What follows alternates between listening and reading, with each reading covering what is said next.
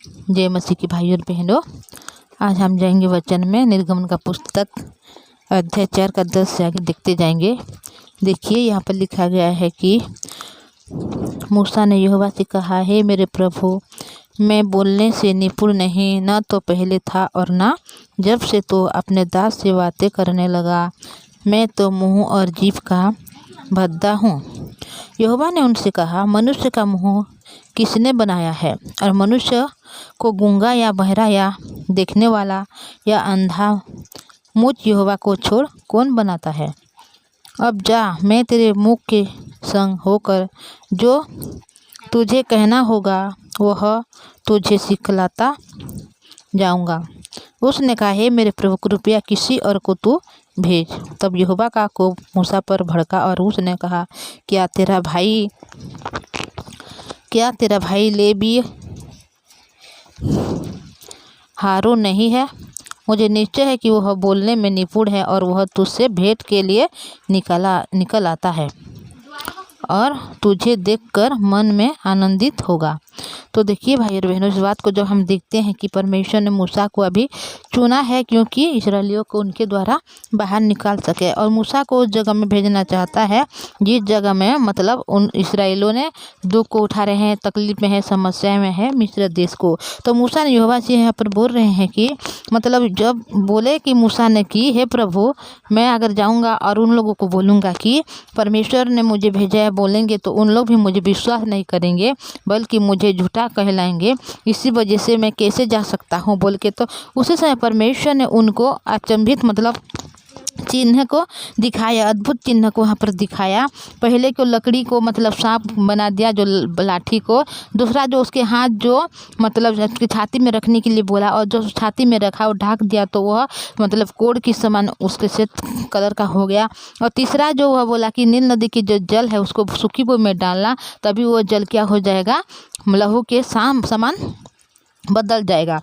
तो उस बात को वह बोला था। फिर मूसा ने अभी फिर भी नहीं माना है परमेश्वर की बात को, और ये बोल रहा है कि ये प्रभु, बोलने से मैं निपुण नहीं हूँ, ना पहले था और ना जब से तू अपने दास से बातें करने लगा। मैं तो मुँह के जीभ का भद्दा हूँ बोल के यहाँ पर मूसा ने यहोवा से बोला। यहोवा ने उनसे कहा, मनुष्य का मुँह किसने बनाया है? मनुष्य को गूंगा या बहरा, दिखने वाला या अंधा या यहोवा को छोड़ कौन बना सकता है। अब जा, मैं तेरे मुख के संग होकर जो तुझे कहना होगा वह तुझे सिखलाता जाऊंगा। तो देखिए, इतना भी बोल रहे परमेश्वर की तू कुछ नहीं जानता। सच में है कि जो मनुष्य को मैंने बनाया है और बोलने वाला को मैंने बनाया है, मुखा को मैंने बनाया है, बहिरा को मैंने बनाया है, गूंगा को मैंने बनाया है, और जो तू बोलेगा वह मैं तेरे मुख में संग होकर तुझे कहना होगा, वह किया करूँगा, मैं तुझे सिखलाता जाऊँगा। उसने कहा, हे प्रभु, कृपया किसी और को तू भेज। देखिए यहाँ पर फिर भी इतना बात बोल रहे परमेश्वर कि तेरे मुख से होकर मैं बोलूँगा और तुझे सिखलाता जाऊँगा। फिर भी मूसा अभी यहाँ पर क्या नहीं कर रहा है, खुद को ये काम करने के लिए नहीं कह रहा है, बल्कि ये बोल रहा है कि हे प्रभु, कृपया करके तू किसी और को भेज। तब यहोवा का कोप मूसा पर यहाँ पर भड़क उठा, और यह परमेश्वर ने बोल रहे हैं कि क्या तेरा भाई लेवी हारून नहीं है?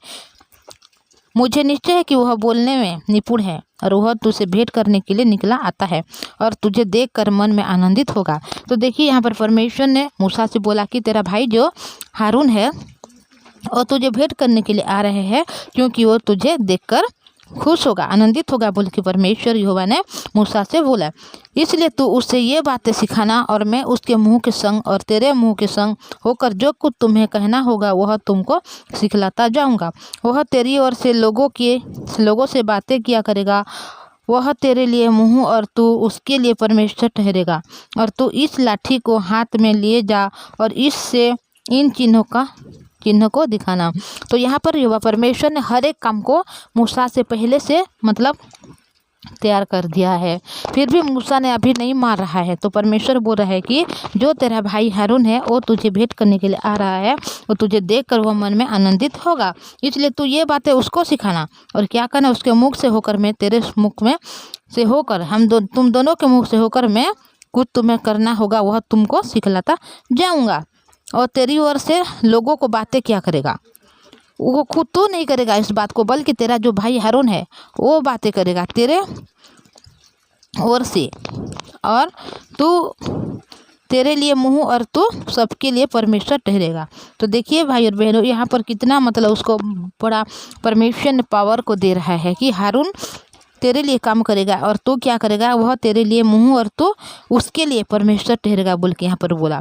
पर मैंने तो इस लाठी के हाथ को ले के जा, इसलिए जो चिन्ह है उसको तो दिखना बोल के अभी मूसा को परमेश्वर ने चुन रहा है। तो भाई और बहनों, जब इस वचन को हम देखते हैं, हम इसी प्रकार है, परमेश्वर हमें कहता है कि तुम जाओ और मेरे नाम से प्रचार करो या मेरे सुसमाचार को लोगों को सिखाओ। पर हम लोग कुछ नहीं बोलते, हम खुद को देखते हैं कि मैं क्या हूँ, मेरे अंदर में क्या है, मैं किसी को क्या बात बोल सकता हूँ, मैं तो कुछ भी बोल नहीं सकता, मैं तो कुछ, मुझे बोलना भी नहीं आता है, मैं किससे प्रचार करूँगा, मतलब कैसे प्रचार, क्या सिखाऊंगा बोल के हमें ऐसा लगता है। पर परमेश्वर बोलता है कि तू नहीं बोलेगा, बल्कि तेरे मुंह से मैं रहूँगा और जो तुझे बोलना चाहिए वो मैं तुझे सिखलाऊंगा। फिर भी भाई और बहनों, हम इस प्रकार मनुष्य है कि सिर्फ हम अपने आप को देखते हैं। अगर सांसारिक बात है, अगर सांसारिक विषय की कोई चीज़ है, तो उस जगह को हमें किसी को बोलना नहीं पड़ता है कि तुम उस जगह को जाओ या उस जगह में कुछ करो। हम अपने हिसाब से ही उस जगह को पहले से ही हम लोग चले जाते हैं। पर परमेश्वर की जब सुसमाचार को सुनाने की बात होता है, किसी को अगर परमेश्वर के वचन को सुनाने की बात होती है, तो हम पीछे घुसते हैं। पीछे घुसकर हम क्या करते हैं, अपने सोच को, अपनी चिंता को, अपनी जो परिस्थिति को उसको देखते हैं और उसी प्रकार हम लोग ढल ही जाते हैं। तो भाई और बहनों, हम अपने आप को ना देखें, बल्कि हमारे हृदय में जो परमेश्वर है, जो यीशु मसीह के रूप में हमारे हृदय में जो विराजमान है, वो यीशु को हम देखें और आगे बढ़ें। और परमेश्वर की जो जीवित वचन है, जो सुसमाचार है कि परमेश्वर ने किस प्रकार मनुष्यों के लिए अपने आप को कुर्बान किया और क्रूस में वह कुर्बान हुआ, और जो क्रूस में जब कुर्बान हुआ और वह जो तीसरे दिन मुर्दों में से जी उठा, उसी के कारण परमेश्वर ने हम मनुष्य के सारे पाप, सारे अधर्म, सारे अपराध को परमेश्वर ने क्षमा किया। और परमेश्वर बोलता है, देख मैंने तुझे क्या किया है, तेरे सब पापों को क्षमा करके तुझे मैं क्या किया हूँ, पवित्र किया हूँ, धार्मिक किया हूँ और शुद्ध किया हूँ बोल के। तो भाई और बहनों, हम कभी भी अपनी